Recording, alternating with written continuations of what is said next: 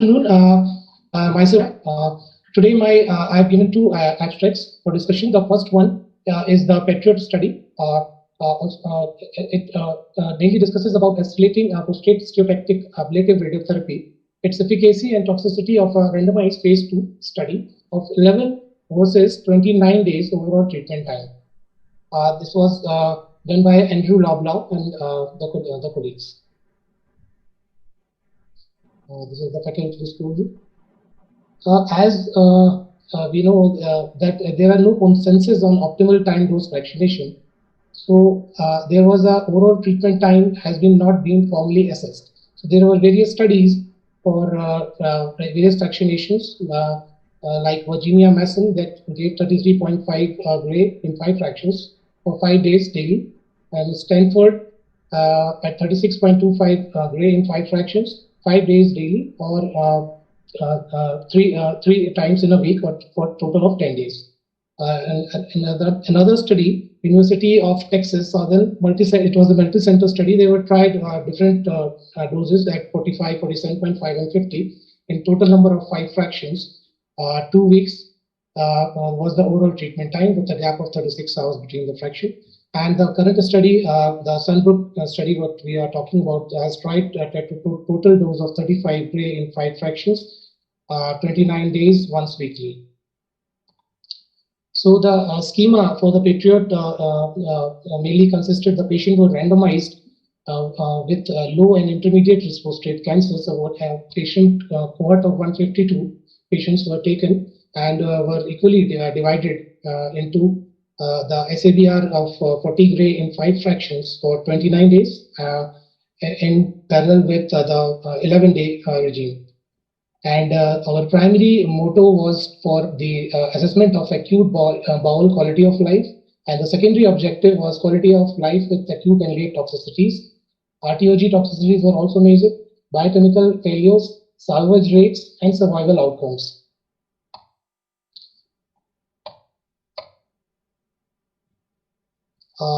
The eligibility criteria, the inclusion of patients only were taken with the histologically confirmed prostate adenocarcinoma with low or intermediate risk for staging T1 to 2B with a Gleason score of less than 7 with a PSA of less than 20 nanogram per ml.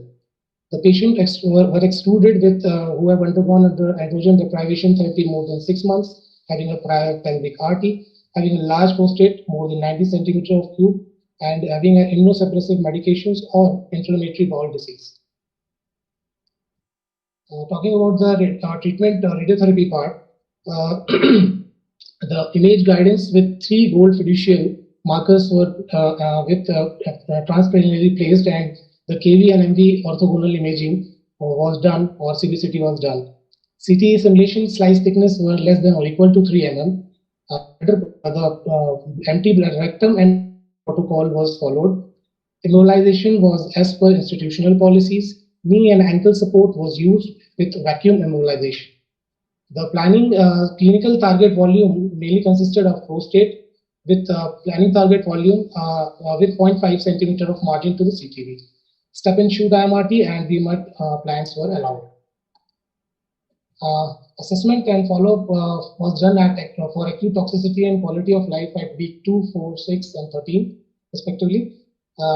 Late toxicity at every 6 months for 2 years, then annually. Late quality of life every 6 months, then 1 year annually. PSA values were seen and calculated at week 6, 12, 26, and then 6 monthly. Patient characteristics, cohort of 152 total patients were taken up with a median follow-up of 62 months. The interquartile range was 60 to 64 months. The 2 arms, the 29-day or the 1 fraction per week arm was compared with the 11-day 1 fraction arm. Total number of patients were divided equally. The age, international IPSS score, PSA baseline, clinical stage, Gleason scores, hormonal use, and risk group were all maintained equally in the group, apart from the IPSS one, which was not statistically significant in both the arms. Coming to the acute quality of changes, as you can see in this forest plot, the urinary and bowel toxicities are shown and on your left side of the slide. And the urinary, these waterfall plot shows the changes in the quality of life score during the acute time period. So the horizontal line is what indicates 0.5, 1, and 2 SD of the baseline value, with 0.5 SD is representing the minimum clinically important change, MCIC. I would like to point out that these values represent the baseline minus worst quality of life score during the acute time period. So these positive numbers are decline in quality of life. Quality of life score was superior, as you can see in the long treatment group, with fewer patients reporting a clinically important change in both urinary and bowel domains. You can see also graphically that the magnitude of changes are greater in the bowel quality of life. In the urinary arm, for 29 days, the small changes, the MCIC, minimally clinically important change, was 77.6% in 29 days arm in comparison to 11 days, 65 and 94.2%. That was highly significant. And in the bowel also, it was highly significant. In comparison to 29 versus 11 days, 68.1 versus 90%. Acute toxicities were mainly seen, but there was no statistical significant difference between the 29 days and the 11 days arm. GU grade 1, 2, and 3 toxicities were seen, while in worst GI scores only grade 0, 1, and 2 were seen. There were no grade 3 or more GI toxicities seen in the GI patients. Coming to the biochemical failure, biochemical failure was referred to as the Phoenix definition with NADIR plus 2 more than 2 nanogram per ml. That was called as the biochemical failure. As you can see in the chart, the cumulative biochemical failure was calculated using the Nansen NN estimate. And the two lines, the dotted line shows the 11-day treatment and the hard solid line shows the 29 days of the treatment. Or survival at failure at the 60 months was seen higher in the 29-day treatments, which was of 7.2% in comparison to 11-day treatment of 2.9%. Salvage treatment patient undergone in the 11-day treatment, 0% patient gone through the salvage, but in the 29-day treatment, you can see that 5.7% of the patients got to the salvage treatment. This data was also calculated using Nansen and estimate. And the time since on the x-axis, you can see the time since the start of radiotherapy. At the follow-up was done at the 60 months. Coming to the PSA kinetics, as you can very well see, it was semi-log of the prostate-specific antigen on the y-axis.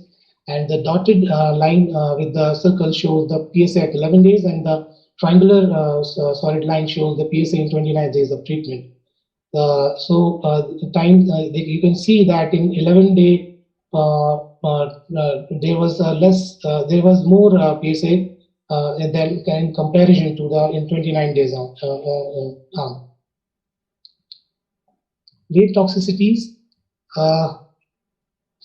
Most GU of grade 0, 1, 2, and 3 were common in both the 29 days and 11 days protocol. There was no statistical significance difference in both the arms. But in the GI toxicities, there was 2% and 1%. Just request, can you please make it a bit faster? Yeah.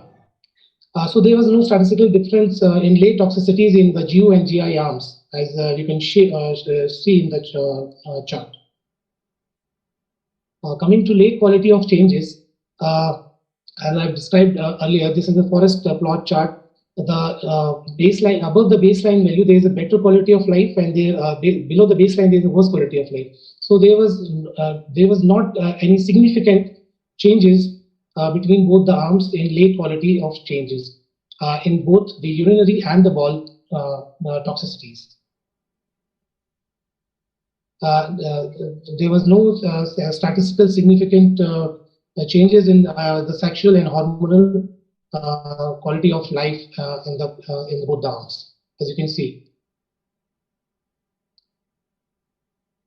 This is the combined chart for all the urinary, bowel, and the sexual and hormonal changes. There was mild changes seen in the bowel, the grade, the green and the red. The green represents the 11-day and the red represents the 29 days. Time can be escaped. We are running out of time. Yeah, sir. So the metastasis-free survival, as you can see, there was at 60 months, 95.8% was seen in the 11-day treatment and 100%.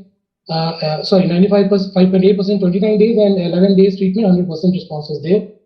Survival outcomes, as you can see in the graph, was dotted line shows 11 days of treatment, 29 days of the treatment. At 60-month follow-up was done.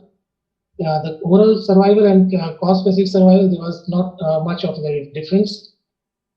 On summary, compared to every other day, 11 days prostate SABR, weekly SABR 29 days has a superior acute bowel and bladder quality of life and lower toxicities.